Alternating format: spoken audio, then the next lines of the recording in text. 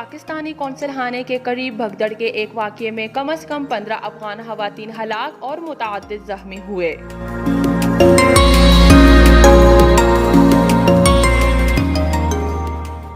Afghan media के मुताबिक हज़ारों अफगान पाकिस्तानी वीज़े के हसूल के लिए जलालाबाद में वाक़ पाकिस्तानी कौंसलखाने के करीब एक स्टेडियम में मौजूद थे, जब वहां भगदड़ मचने से ये वाक़या पेश आया, जिसके नतीजे में 15 ख़वातीन जाँ बहक और 11 ख़वातीन और मामर शहरी ज़ख्मी भी हुए हैं।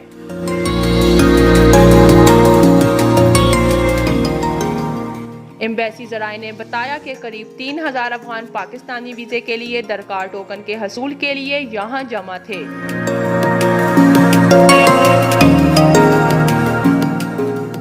नौशीन, sportsstory.news।